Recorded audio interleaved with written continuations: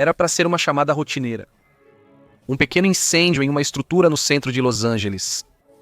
Uma rotina diária para os bombeiros da Estação 9. O que era para ser uma resposta padrão, virou um dos incidentes mais angustiantes da história do Corpo de Bombeiros de Los Angeles, mudando para sempre a vida de 11 bombeiros. No telhado de um prédio em chamas, o armazenamento ilegal e materiais perigosos rapidamente transformaram um típico domingo à noite em uma luta desesperada por fuga. Afastem-se! Afastem-se! Afastem-se! Na noite de sábado, 16 de maio de 2020, os bombeiros do Quartel 9 em Skid Row viviam um dia aparentemente normal. No centro de Los Angeles, o Quartel 9 é o corpo de bombeiros mais movimentado dos Estados Unidos da América, atendendo cerca de 100 emergências diárias. O capitão Scott Barkley estava de plantão naquele dia com outros 18 bombeiros. O quartel tinha um laço especial, criado pela pressão de ser o mais movimentado. A equipe terminou o jantar e jogava para decidir quem lavaria a louça. No quartel, o capitão Barkley tirou 2 nos dados e teve que lavar a louça, divertindo todos. Assim que ele estava indo em direção à pia, o alarme tocou.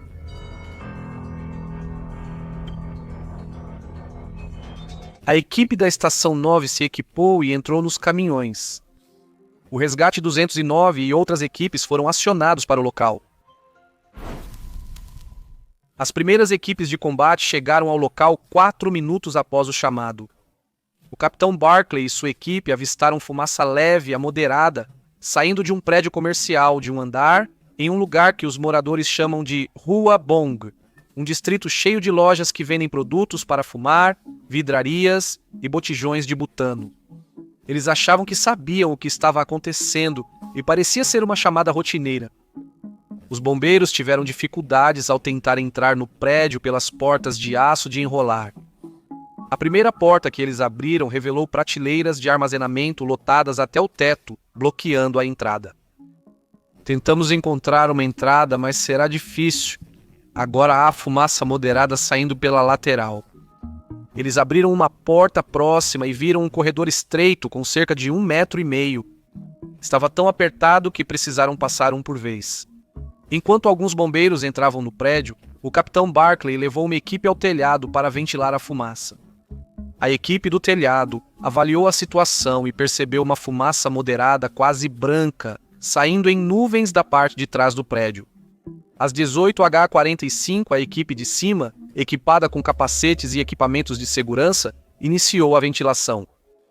Eles alcançaram cerca da linha das 75 jardas do prédio e fizeram o primeiro buraco de ventilação, chamado buraco-chave. Um bombeiro no topo notou algo estranho na fumaça do buraco de ventilação. Ele disse que parecia uma fumaça ondulada, distorcida, parecida com o que você vê atrás de um motor a jato sobre asfalto quente. Apesar do comportamento estranho, ninguém solicitou evacuação nesse momento. Outro bombeiro olhou para os fundos do prédio e percebeu que as chamas estavam saindo de lado, em vez de subirem como normalmente acontece. De volta à cena, as condições pioravam rapidamente dentro e no telhado. Os bombeiros avançaram cerca de 3 a 4 metros além da entrada e encontraram uma escada, restando só um vão de 60 centímetros para passar. Eles perceberam que se algo desse errado e precisassem sair rapidamente, isso seria um problema. Com uma vara de gancho, eles acharam um mezanino acima. De repente, a visibilidade despencou.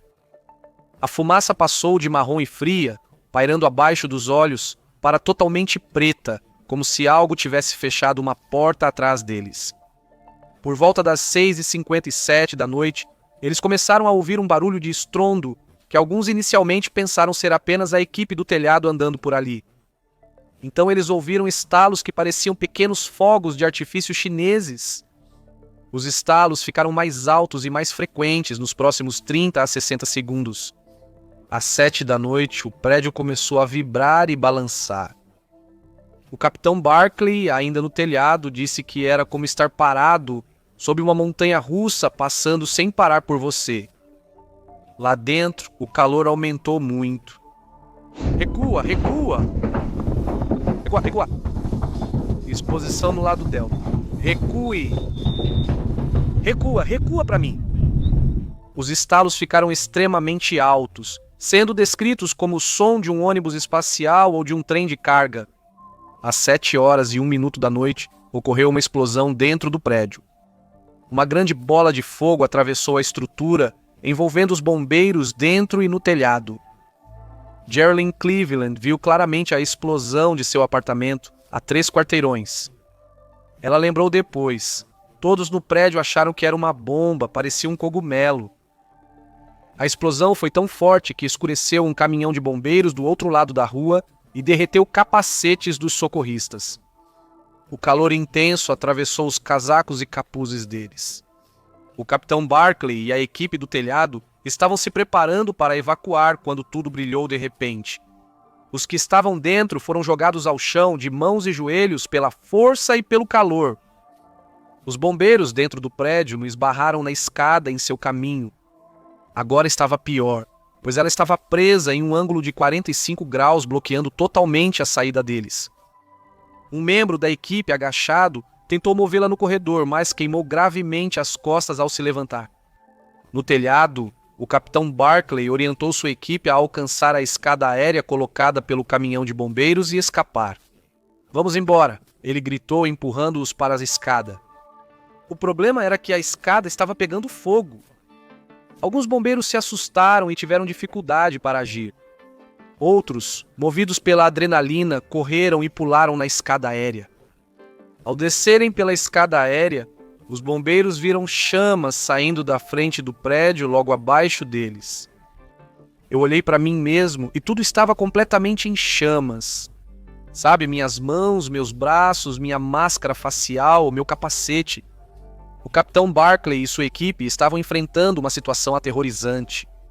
Eles ficaram presos na escada com fogo ao redor. Depois, uma segunda explosão lançou outra bola de fogo sobre a equipe. Um bombeiro na escada aérea tentou descer, mas percebeu que seu machado preso entre as seções o impedia. Ele disse que parecia que havia 150 quilos sobre ele, impedindo-o de se mover. Alguns bombeiros cogitaram pular da escada, mas notaram fogo até a rua. Um fechou os olhos e começou a rezar, implorando a Deus para parar a dor. Às 7h04 da noite, um pedido de socorro foi transmitido pelo rádio. "Mayday, Mayday, Mayday! Todas as equipes fora do prédio e em situação de Mayday."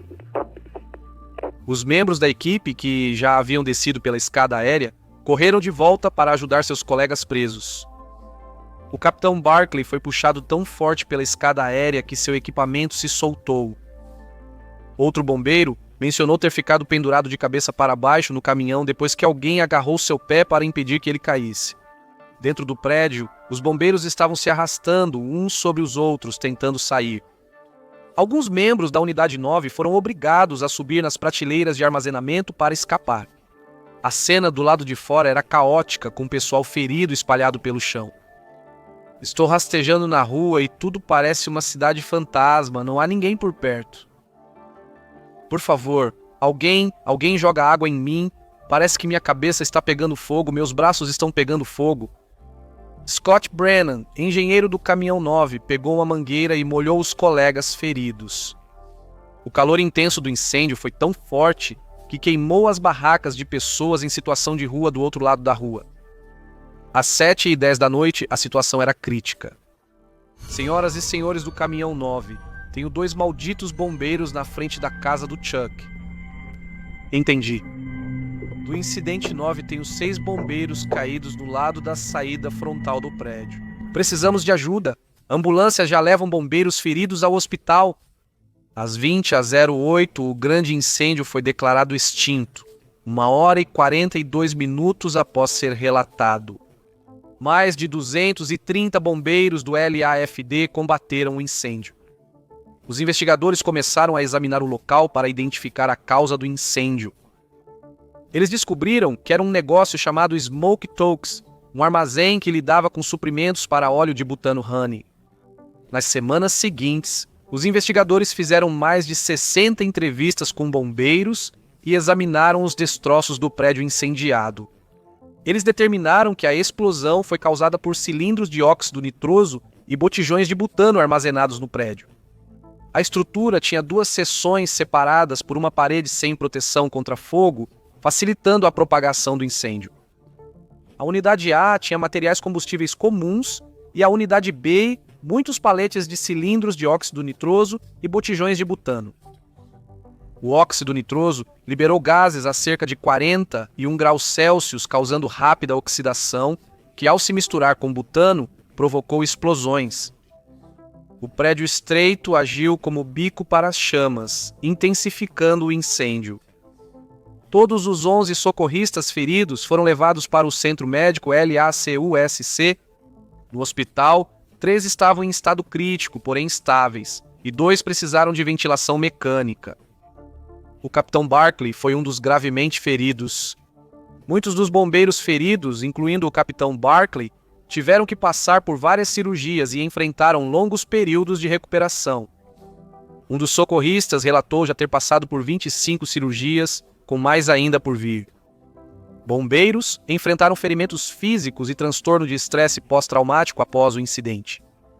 O incêndio da Boyd Street em 2020 segue como um dos casos mais marcantes do Corpo de Bombeiros de Los Angeles. 11 bombeiros ficaram feridos.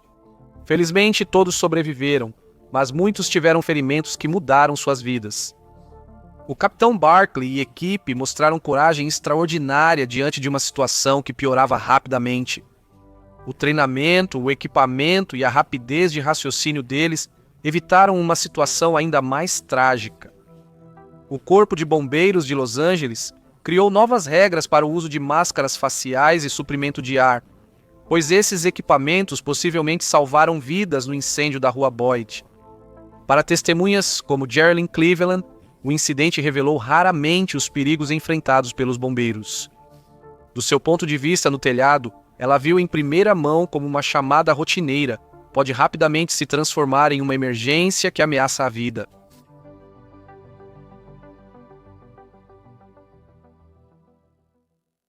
Se você achou este vídeo interessante, por favor, considere se inscrever. Isso está ajudando muito.